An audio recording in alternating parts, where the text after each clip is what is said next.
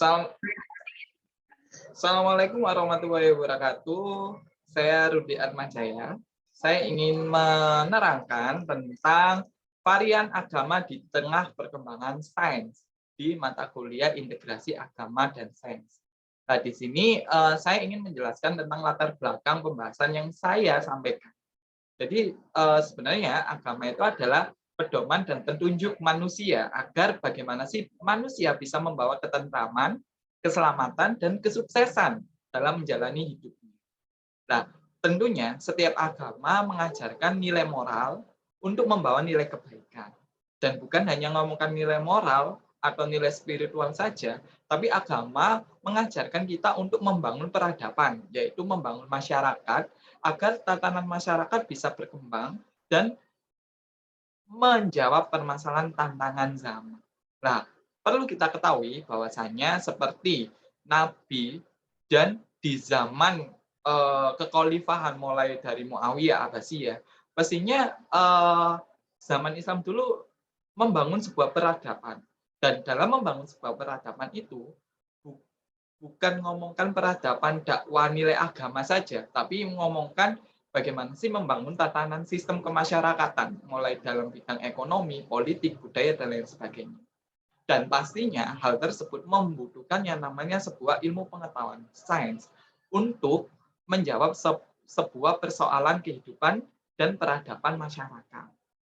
Nah, sehingga di sini agama dan sains itu adalah sebuah kesatuan yang dimana ketika diintegrasikan akan membawa kemajuan dan nilai rahmatan lil alamin bagi perkembangan dunia. Nah, namun di sini ada sebuah permasalahan yang dimana dalam proses integrasi agama dan sains ada permasalahan yang dimana itu beberapa para ilmuwan itu menganggap agama dan sains itu tidak bisa disatukan. Agama sains adalah sebuah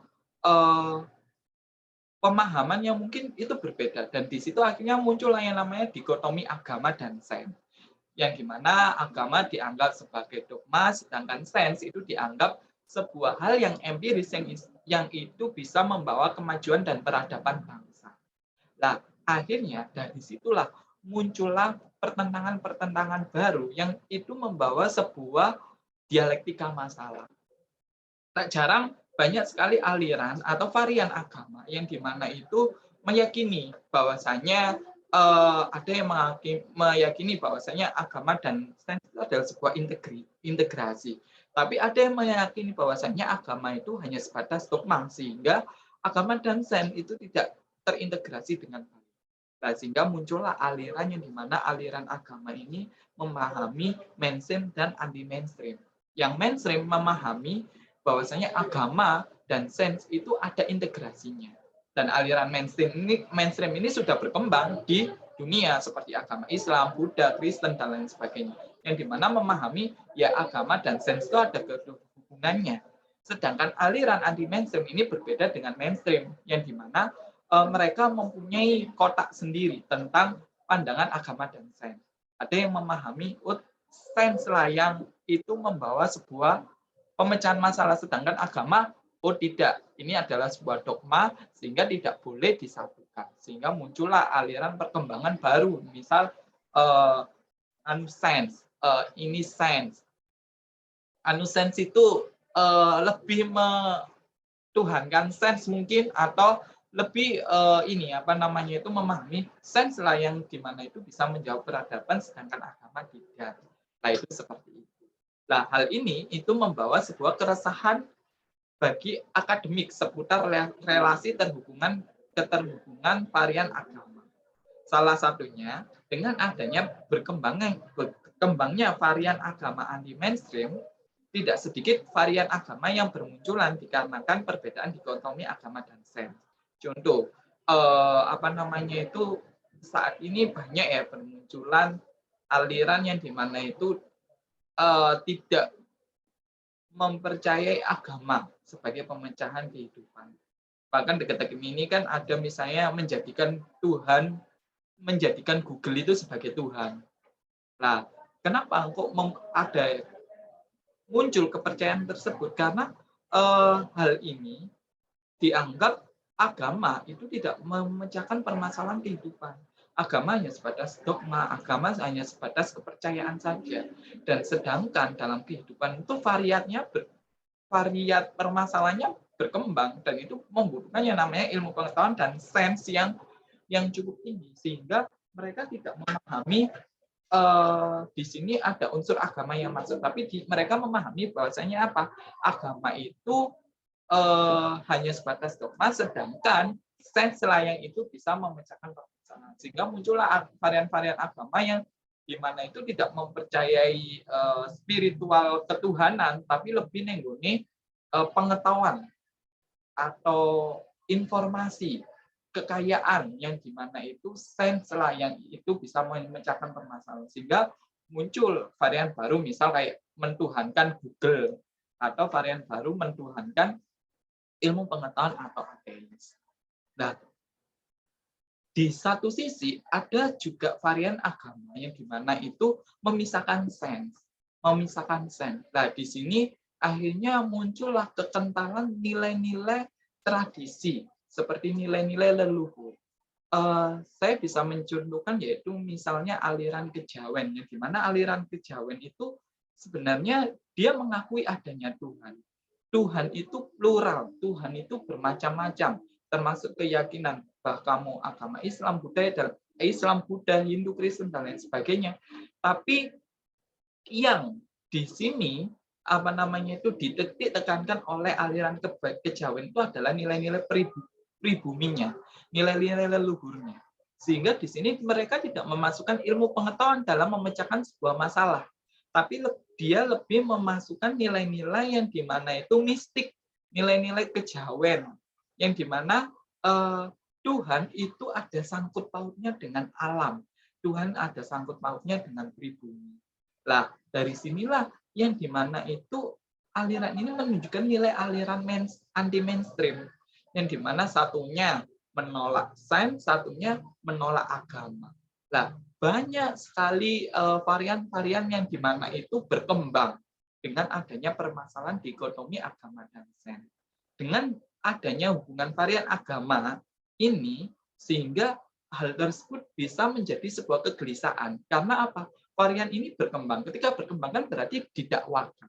Ketika didakwakan, mau tidak mau kita berinteraksi dengan beberapa varian terhadap pandangan baru tentang varian-varian agama ini. Nah, ketika varian agama ini bertemu dan lain sebagainya, hal itu menjadi sebuah konflik yang tiada hentinya karena pemahaman mereka tidak memahami bahwasanya agama dan sains itu bisa berintegrasi, tapi pemahaman mereka adalah berbeda-beda. Agama tidak bisa disatukan dengan sains, sains juga tidak bisa disatukan dengan agama. Lantas, kenapa sih adanya pemahaman seperti itu? Emang latar belakang antropologisnya muncul itu mulai dari mana? Nah, di sini saya ingin menunjukkan salah satu sebab kenapa sih Islam dan sains itu tidak bisa bersatu atau dikotomi dan tidak ada integrasinya ya. Salah satu penyebabnya kenapa muncul? Mungkin teman-teman ketika kita memahami masa Dark Age atau masa kegelapan sampai masa Renaissance pencerahan, nah di sini salah satu inti penyebabnya yang dimana salah satu penyebab kenapa munculnya varian agama anti mainstream mungkin kita bisa melihat dari sejarah Renaissance yang dimana sejarah pertengahan antara gerejawan dengan ilmuwan yang mereka mengalami sebuah pergumulan atau konflik yang tak harmonis melibatkan pemuka agama Kristen dengan para saintis di Eropa pada abad pertengahan pada waktu itu. Nah, hal ini telah melahirkan desakan pencerahan pemikiran baru yaitu Renaissance. Kenapa kok muncul Renaissance? Karena pada waktu itu ada sebuah permasalahan keterkungkungan kaum gerejawan yang dianggap menghambat perkembangan ilmu pengetahuan. Hal ini dikarenakan model kepemimpinan gereja yang otoriter, dirasa tidak sejalan dengan perkembangan zaman. Berbagai penemuan ilmiah para ilmuwan barat selalu menghadang fatwa ya, bahwasanya kaum gereja itu terlalu cepat dalam memvonis, menfatwa, sehingga hal ini menjadi sebuah permasalahan bagi para ilmuwan. Dirasa pengetahuan tidak berkembang. Bahkan dengan adanya permasalahan seperti Galileo Galilei, yang dimana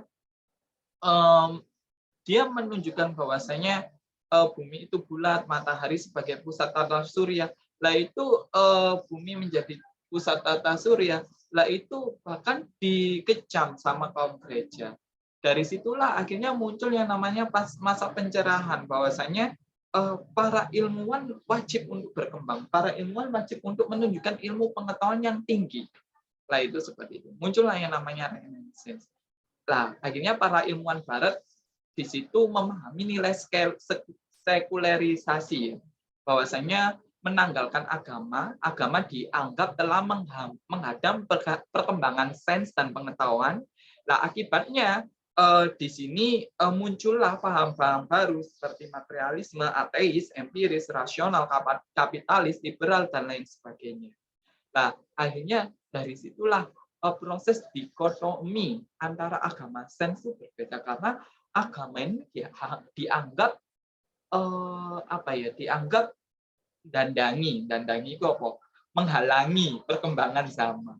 Nah, karena menghalangi perkembangan zaman inilah akhirnya dalam masa Renaissance pengetahuan itu harus berdiri sendiri, sains itu harus berdiri sendiri, akhirnya muncullah nilai-nilai sekuler lain, di mana ilmu pengetahuan lah yang di sini mempunyai nilai penting pertama dalam pembangunan peradaban.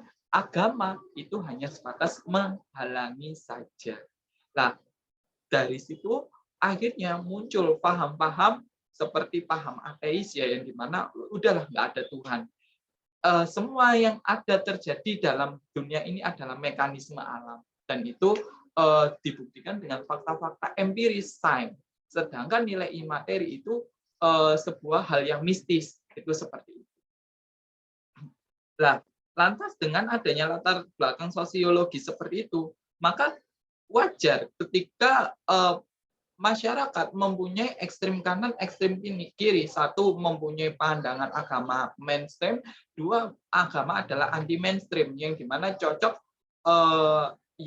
cocok untuk memecahkan masalah. Sains kalau misalnya buat memecahkan masalah cocok, ya udah kita menuhankan sains. Nah, makanya mungkin barangkali Google itu menuhankan Google karena dia memahami ternyata sains yang bisa mengembangkan peradaban dunia itu. Nah, akhirnya dari situlah dengan adanya latar belakang sosial antropologi seperti ini wajar kemunculan varian agama baru, wajar karena di sini sebuah peradaban Renaissance itu bisa membuka pemikiran orang untuk bagaimana sih menitiktekankan ilmu pengetahuan dan menanggalkan agama. Itu seperti itu. Lantas bagaimana sih karakteristik agama mainstream?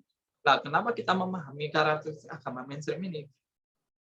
Karena mungkin dengan adanya paradigma agama mainstream dan anti mainstream, harusnya kita bisa memahami agar kita tidak salah langkah dalam menyikapi permasalahan agama yang mungkin tidak sejalan dengan nilai fitrah agama. Supaya nilai fitrah agama itu kan bagaimana sih agama itu bisa membawa sebuah peradaban, bagaimana agama itu bisa membawa nilai kerahmatan lil alamin, sehingga agama itu tidak pakem. Tidak pakem itu maksudnya ya tidak hanya ngomongkan nilai spiritual atau nilai-nilai pedoman agama, tapi nilai agama juga berbicara tentang sains, berbicara dengan pengetahuan agar agama ini ada nilai perkembangan yang baik. Nah, itu seperti itu. Nah, kalau kita memahami karakteristik agama mainstream, kalau kita pahami ya, sebenarnya mainstream itu apa sih? Mainstream itu kan ngomongkan arus utama, arus pokok, ajaran pokok ya. Berarti kalau ngomongkan agama, dalam agama itu ajaran pokok yang mungkin diakui oleh dunia itu agama saja, apa aja. Ya mesti kan ada agama Hindu, Buddha, Kristen, Konghucu, dan Islam. Nah, di sini bagaimana sih karakteristik agama tersebut? Nah, tentunya ada beberapa karakteristik agama tersebut. Yang pertama, dalam agama tersebut pastinya ada Tuhan yang disembah. Nah, Tuhan yang disembah ini adalah eh, apa ya, suatu zat yang dimana itu zat itu mempunyai nilai kekuasaan, nilai penciptaan. Bahwasanya Tuhanlah yang mengatur segala sesuatu yang ada di bumi ini. Tuhanlah yang menciptakan manusia. Tuhanlah yang menciptakan alam. Nah, dengan adanya unsur yang mempunyai nilai keunggulan dan kekuatan yang tinggi, yang itu tidak dipunyai manusia, nah, akhirnya karakteristik agama mainstream pastinya dia mempercayai bahwasanya asal mula dunia, asal mula manusia itu ada yang namanya sang kuasa yang lebih tinggi daripada manusia itu sendiri, yaitu siapa? Ya Tuhan itu tadi. Nah, sehingga karakteristik agama mainstream yang pertama yang dititik tekankan sebuah dasar agama itu adalah meyakini nilai ketuhanan itu sendiri. Bahwasanya apa? Yang menciptakan, yang mengakhiri, yang menghancurkan seluruh muka bumi ini adalah atas kehendak dan kuasa Tuhan Sang Pencipta. Nah, selain itu, karakteristik agama yang mainstream, salah satunya adalah agama itu mesti mengandung yang namanya sebuah nilai moral, nilai norma. Nah, nilai norma inilah yang dimana itu dicatat dalam sebuah pedoman kitab-kitab. Nah, setiap agama pastinya mempunyai kitab. Nah, kitab-kitab itulah yang mengajarkan tentang aturan baik buruk, haram halal, reward punishment, surga neraka. Nah, yang dimana ini mengatur tatanan agar masyarakat itu secara berhubungan dengan manusia, secara bagaimana mereka dalam membangun peradaban Islam itu mempunyai sebuah nilai dasar yang baik. Karena tentunya dengan adanya agama ini mengajarkan kepada manusia agar manusia itu mempunyai perilaku atau melakukan sesuatu tatanan yang baik, baik untuk dirinya sendiri maupun dalam tatanan masyarakat. Nah, itu seperti Nah, sehingga karakteristik agama itu mengandung nilai moral dan kitab pedoman kitab yang mengatur tentang aturan-aturan kehidupan, akhlak, terus sejarah, bagaimana sih sejarah Nabi, sehingga kita bisa menjadikan sebuah pelajaran, dan tentunya ada nilai mazhab yang diyakini. Nah, itu seperti itu. Nah, itu ngomongkan nilai spiritual, nilai hubungan dengan manusia. Nah, selain itu, sebenarnya Allah atau Tuhan sendiri menciptakan manusia itu mengandung nilai misi. Ya, mengandung nilai misi apa? Nah, seperti diterangkan di surat Al-Baqarah ayat 30 ya, yang dimana manusia itu diciptakan salah satunya Tuhan itu mempunyai misi, yaitu apa? Bagaimana sih manusia bisa mengatur, mengelola di muka bumi ini agar di muka bumi ini akan lebih menjadi baik ketika diatur manusia. Sehingga dari situ membutuhkan yang namanya kerjasama, membutuhkan hubungan antara manusia dengan manusia untuk memikirkan, menggunakan akalnya, agar bagaimana peradaban dalam sebuah tatanan masyarakat atau peradaban agama itu bisa membawa sebuah nilai kerahmatan, nilai kebaikan, dan membawa nilai keselamatan. Nah, itu seperti itu. Nah, contohnya apa? Contohnya misal, ketika manusia diutus, dilahirkan di dunia, contoh dalam bersosialisasi gitu ya, ketika di kampung. Kalau misalnya kita di kampung itu tidak ada RT, di kampung itu tidak ada kerjasama, pastinya orang itu akan hidup dengan sendiri-sendiri. Misal ketika ada musim hujan, karena tidak ada RT, karena tidak ada kerjasama, ketika ada musim hujan, kampung itu mudah banjir. Kenapa? Karena tidak ada pengaturan bagaimana mengelola kampung tersebut dengan baik. Misal kebersihannya, cara membuang sampah yang tidak sembarangan, atau cara setiap bulan atau setiap 3 bulan sekali melakukan kerja bakti, lah itu seperti itu. Nah, sehingga selain kita melakukan hubungan dengan Tuhan itu ngomongkan hubungan spiritual, Tuhan juga menciptakan kita itu ada nilai misi, yaitu apa? Misi bagaimana sih kita bisa mengatur muka bumi ini dengan membawa peradaban yang baik, dengan membawa nilai keselamatan. Nah, selain itu tentunya dalam bumi ini, dalam tatanan masyarakat ini ada beberapa sektor-sektor yang gimana itu perlu dipikirkan, perlu dibangun oleh masyarakat, perlu dibangun oleh manusia. Dan hal ini memasukkan fungsi akal, fungsi sains dalam melakukan sebuah pembangunan sektor. Nah, dalam karakteristik agama mainstream di sini, secara tidak langsung Tuhan itu menyampaikan bahwasanya apa? Manusia hidup di dunia ini itu bukan ngomongkan nilai spiritual saja, nilai hubungan dengan Tuhan saja, tapi bagaimana manusia hidup di bumi ini itu bisa menggunakan akalnya agar bisa mencari ilmu pengetahuan atau menggunakan sains dalam memecahkan permasalahan yang dimana itu kita menjalankan misi dengan baik.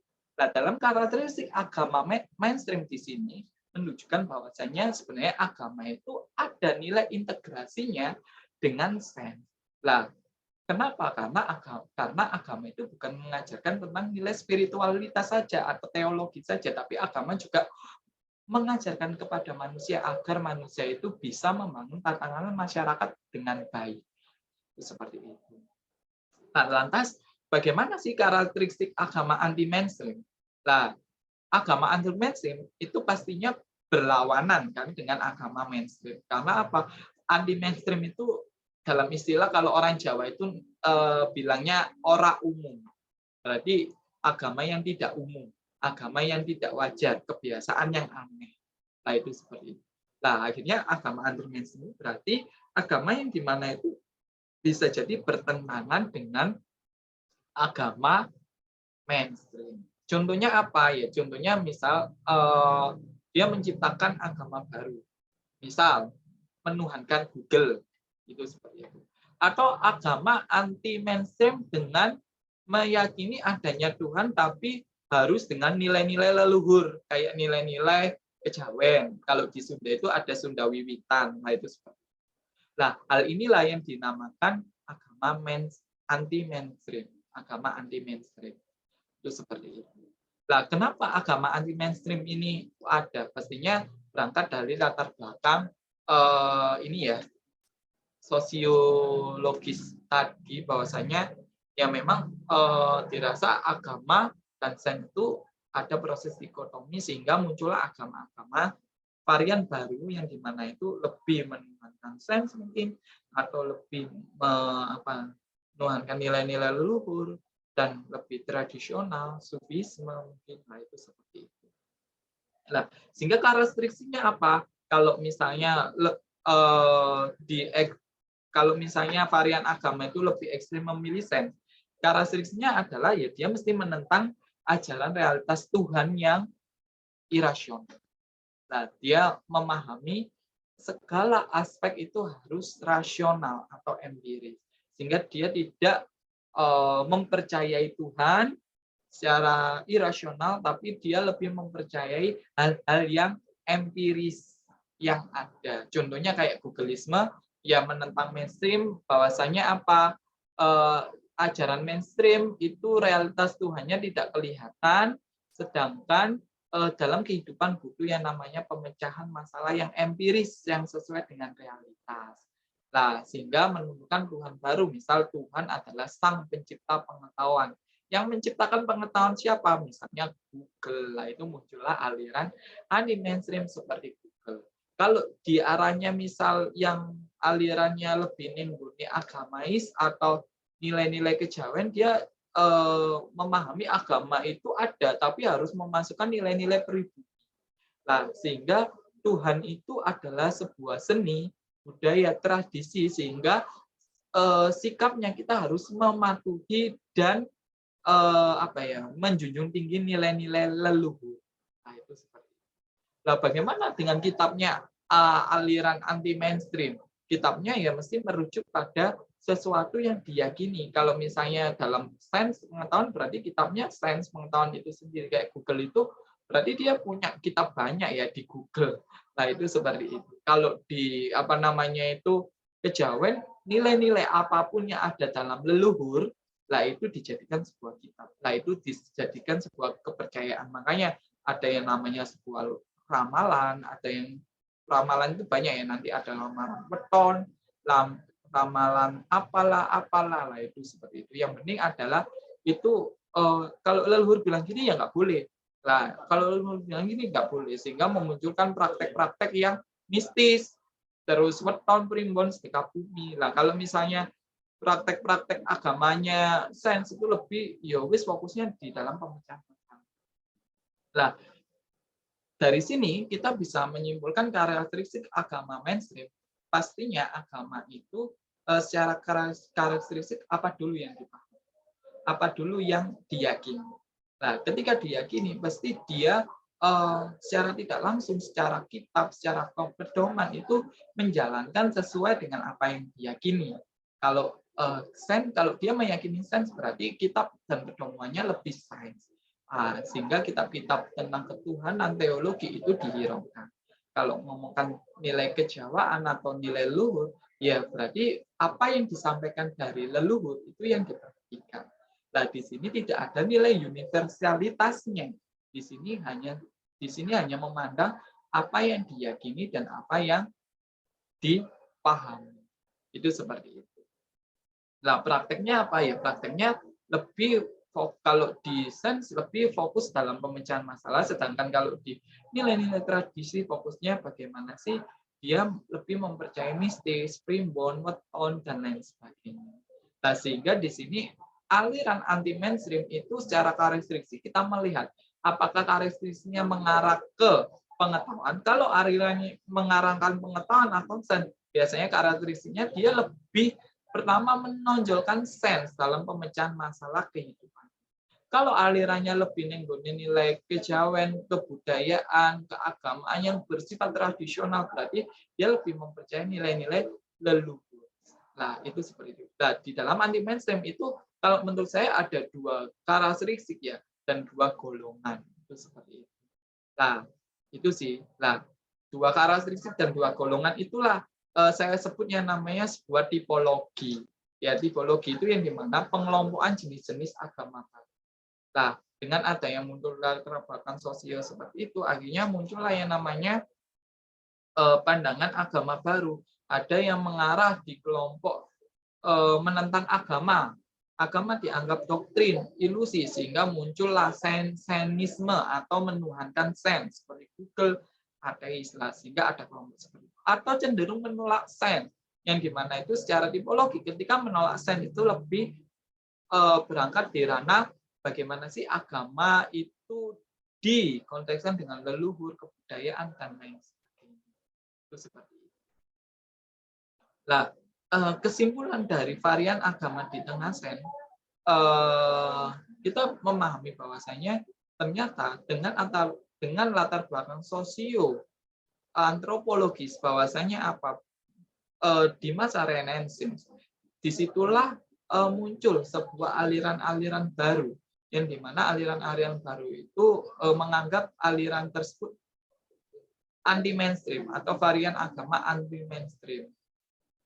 Itu seperti itu. Karena di tengah perkembangan sains dan modernitas banyak varian agama yang bermunculan. Hal ini dikarenakan hal tersebut tidak sejalan dengan varian agama mainstream yang sudah ada. Ajaran agama mainstream atau ajaran agama itu dirasa menghalangi sebuah peradaban atau sains dirasa menghalangi sebuah peradaban agama, sehingga muncullah paham baru, yaitu memahami tentang teologi ketuhanan yang berbeda-beda. Nah, teologi ketuhanan yang berbeda-beda itulah